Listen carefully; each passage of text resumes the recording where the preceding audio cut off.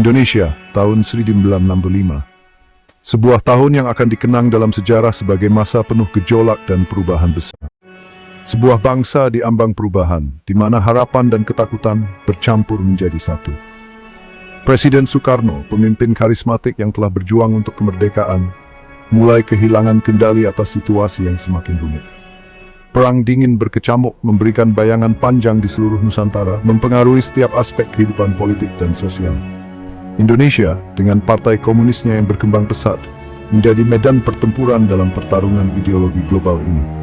PKI, atau Partai Komunis Indonesia, semakin kuat dan berpengaruh. Kemudian, pada suatu malam yang diselimuti misteri dan ketegangan, terjadilah peristiwa yang akan selamanya mengubah jalannya sejarah Indonesia. 6 jenderal militer ditemukan tewas, dibunuh secara brutal, meninggalkan luka mendalam di tubuh militer dan bangsa. Tuduhan langsung jatuh kepada Partai Komunis Indonesia, atau PKI, yang dianggap bertanggung jawab atas pembunuhan tersebut. Setelahnya adalah masa kegelapan yang tak terbayangkan, masa teror dan pertumpahan darah yang menyelimuti seluruh bangsa, mengubah wajah Indonesia selamanya. Ini adalah latar belakang terjadinya pembantaian anti-komunis tahun 1965 hingga 1966, di mana ribuan nyawa melayang. Didorong oleh propaganda dan ketakutan yang meluas, gelombang kekerasan melanda seluruh Indonesia, menghancurkan kehidupan banyak orang. Mereka yang dicurigai komunis, sungguhan atau hanya tuduhan, diburu, disiksa dan dibunuh tanpa ampun, menciptakan suasana ketakutan yang mencekam. Jumlah korban tewas resmi masih menjadi perdebatan sengit, dengan perkiraan berkisar dari ratusan ribu hingga lebih dari 1 juta jiwa, sebuah tragedi kemanusiaan yang luar biasa. Pemerintah Indonesia, hingga hari ini, tidak pernah sepenuhnya mengakui kekejaman yang terjadi selama periode ini, meninggalkan banyak pertanyaan yang belum terjawab. Luka tahun 1965 sangat dalam, meninggalkan warisan trauma, kebisuan, dan perpecahan yang abadi dalam masyarakat Indonesia, yang masih terasa hingga kini.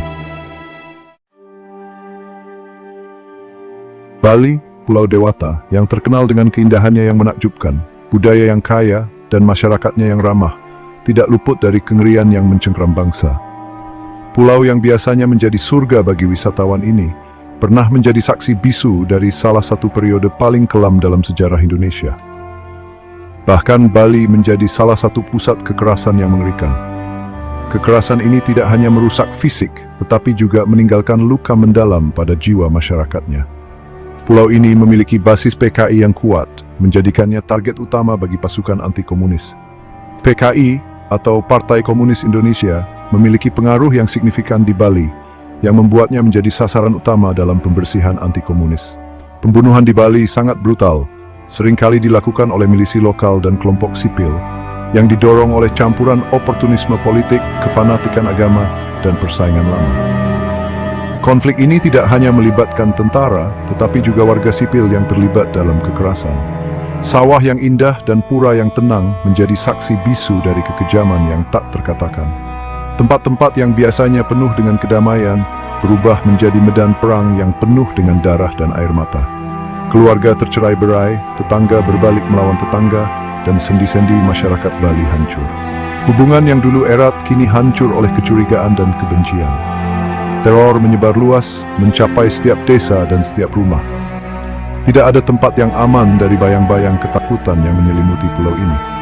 Mereka yang dicurigai bersimpati komunis ditangkap dan dipenjara, seringkali tanpa pengadilan atau proses hukum yang adil. Banyak yang ditahan tanpa bukti yang jelas, hanya berdasarkan kecurigaan semata. Banyak yang dieksekusi dalam pembunuhan massal, mayat mereka dibuang di kuburan tak bertanda yang masih membekas di lanskap pulau itu. Kuburan-kuburan ini menjadi saksi bisu dari kekejaman yang terjadi. Trauma periode ini terus menghantui Bali, sebuah pengingat nyata tentang rapuhnya perdamaian dan konsekuensi menghancurkan dari kebencian dan kekerasan yang tidak terkendali. Generasi yang hidup saat ini masih merasakan dampak dari masa lalu yang kelam ini. Asen pronvernig kitching both dumpsons farnit besetbeting threatening merli. Di desa Klungkung, di tengah kebun kelapa dan sawah, hiduplah seorang pria bernama Nawawi. Seorang petani sederhana, Nawawi dikenal karena sikapnya yang pendiam dan sifatnya yang pekerja keras. Dia menjalani kehidupan yang sederhana dengan istri dan putranya yang masih kecil, Nur Hariri. Seperti kebanyakan orang di desanya, Nawawi terjebak dalam arus pusaran zaman yang bergejolak. Dia bukan orang politik, tetapi hidupnya akan segera terkait erat dengan pergolakan politik pada masanya. Pada suatu hari yang menentukan, militer datang ke Klungkung. Para prajurit dengan wajah muram dan tekad bulat menangkap orang-orang yang dicurigai komunis. Nawawi, bersama dengan banyak lainnya, ditangkap dan dibawa ke tempat penahanan darurat. Tuduhan terhadapnya tidak jelas berdasarkan rumor dan desas-desus. Para prajurit menuduhnya menghadiri pertemuan PKI, tuduhan yang dengan keras dibantahnya. Tetapi di masa-masa kacau itu, penolakan hanya masuk telinga kiri, keluar telinga kanan. Kehidupan Nawawi telah berubah menjadi sangat mengerikan. Dia terjebak dalam mimpi buruk, terperangkap dalam jaring kecurigaan dan kekerasan yang tampaknya tidak ada jalan keluar. Nur Hariri, putra Nawawi, masih kecil ketika teror menimpa keluarganya. Dia adalah seorang anak yang ceria, penuh dengan tawa dan kebahagiaan, sampai hari yang mengubah segalanya. Dia ingat hari ketika ayahnya dibawa pergi, ketakutan yang mencengkeram ibunya, bisikan-bisikan yang memenuhi desa kecil mereka, suara langkah kaki tentara yang berat, jeritan yang tertahan, dan tatapan mata yang penuh ketakutan. Tumbuh dewasa, Nur Hariri menyatukan potongan-potongan cerita tentang ayahnya, mendengar percakapan-percakapan yang terhenti, dan merasakan kebenaran yang tak terucapkan yang tertinggal di udara.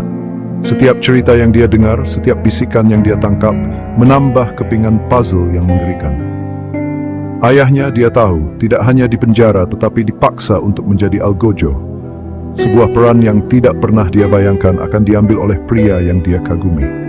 Militer memanfaatkan iklim ketakutan dan perpecahan, memaksa tahanan seperti Nawawi untuk berpartisipasi dalam pembunuhan.